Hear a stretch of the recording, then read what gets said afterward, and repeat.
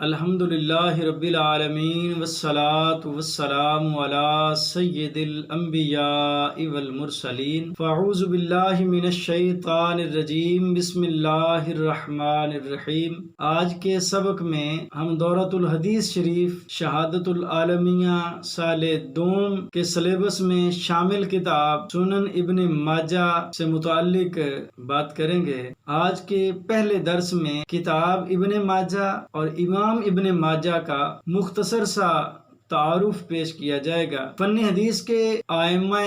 ستہ میں امام ابن ماجہ کا نام سب سے اخیر میں آتا ہے، اور دوسرے ائمہ حدیث کی طرح آپ نے بھی خدمت حدیث میں بڑا کام کیا اور بڑا نام کمایا۔ امام ابن ماجہ کا پورا نام حافظ ابو عبداللہ محمد بن یزید الربعی القزوینی، حافظ آپ کا لقب ہے، ابو عبداللہ آپ کی کنیت ہے، محمد آپ کا نام ہے اور یزید آپ کے والد کا نام ہے۔ الربعی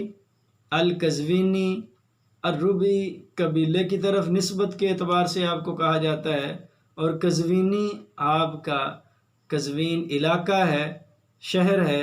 اس علاقائی مناسبت سے قزوینی کہا جاتا ہے آپ کو۔ اور امام ابن ماجہ 209 ہجری میں عراق کے مشہور شہر قزوین میں پیدا ہوئے۔ عام دستور کے مطابق آپ نے ابتدائی تعلیم اپنے علاقے کے مختلف اساتذہ سے حاصل کی،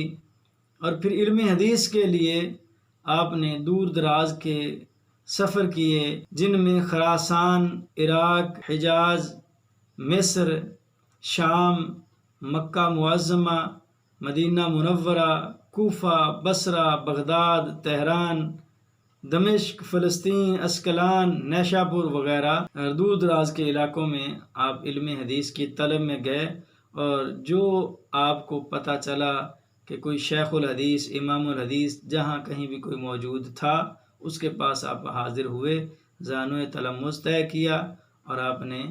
علم حدیث حاصل کیا۔ آپ کے اساتذہ میں جیسے اتنے کثیر شہروں میں آپ گئے ہیں، اسی طرح کثیر آپ کے اساتذہ کی لسٹ ہے،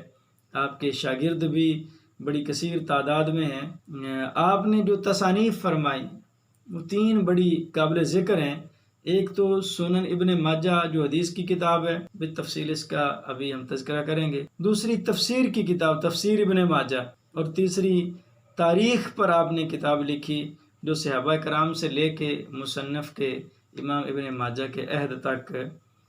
شامل تھی۔ اور امام ابن ماجہ 64 سال کی زندگی گزار کر 22 رمضان المبارک 273 ہجری پیر کے دن امام ابن ماجہ کا وصال ہو گیا، اور منگل کے دن آپ کو دفن کیا۔ سنن ابن ماجہ آپ کی کتاب جو ہمارے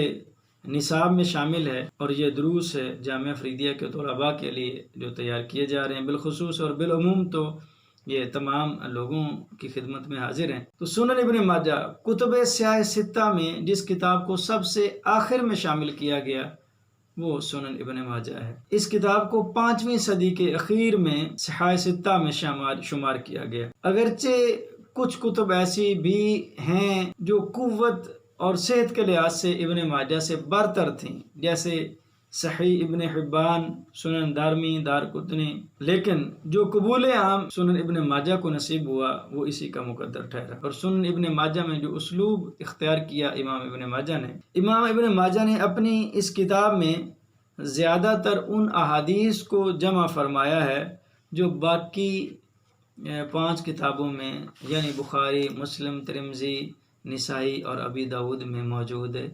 نہیں ہیں۔ آپ نے اپنی کتاب میں ثلاثیات کا ذکر بھی فرمایا ہے۔ ثلاثیات مین کہ جو صرف 3 واسطوں کے ساتھ حدیث مصنف سے، محدث سے حضور تک پہنچ گئی۔ امام ابن ماجہ نے 5 احادیث ثلاثیات نقل فرمائی ہیں جو ایک ہی سلسلہ سند کے ساتھ ہیں، تو ان ثلاثیات کے ساتھ آپ کی کتاب اور زیادہ مقبول اور معتبر بن گئی۔ امام بخاری نے اپنی کتاب میں 22 ثلاثیات روایت کی ہیں۔ امام ترمذی اور امام ابو داؤد نے 3 ثلاثیات کا ذکر کیا ہے، اور آپ نے امام ابن ماجہ نے 5 ثلاثیات نقل کی ہیں۔ امام ابن ماجہ نے روات کے انتخاب میں کوئی خاص اہتمام نہیں کیا، بلکہ ہر قسم کے راوی سے آپ نے روایت کو قبول کیا، اور اس کی غالباً یہی وجہ تھی کہ آپ اپنی کتاب میں وہ تمام مرویات لانا چاہتے تھے جو دیگر محدثین سے رہ گئی تھیں۔ تو ابن ماجہ کی خصوصیت میں یہ شامل ہے کہ باقی کتب میں جو احادیث نہیں ہیں آپ نے ان احادیث کو بھی جمع فرمایا ہے، اور آپ کی کتاب میں 1500 ابواب ہیں اور 4000 احادیث کا ذخیرہ آپ نے جمع کیا ہے۔ سنن ابن ماجہ 5ویں صدی کے اخیر میں سیاستہ میں شامل کی گئی، اس سے پہلے صرف 5 کتابیں صحاح میں شامل تھیں۔ حافظ ابو الفضل محمد بن طاہر نے جو 507 ہجری میں جن کا وصال ہوا، انہوں نے اپنی کتاب شروط الائمہ الستہ میں ابن ماجہ کی شروط سے بھی بحث کی، اور اس کو بنیادی کتابوں کے ساتھ لاحق کر کے صحاح کی اصل 6 کتابوں کو قرار دیا، اور ان میں چھٹی یہی کتاب ہے۔ اس پر بہت سارا کام ہوا، ابن ماجہ سنن ابن ماجہ پر شروحات لکھی گئیں، تراجم لکھے گئے، حواشی لکھے گئے، اور بہت سارا کام ان پہ ہوا۔ اب الحمدللہ ثم الحمدللہ اللہ کے فضل اور احسان کے ساتھ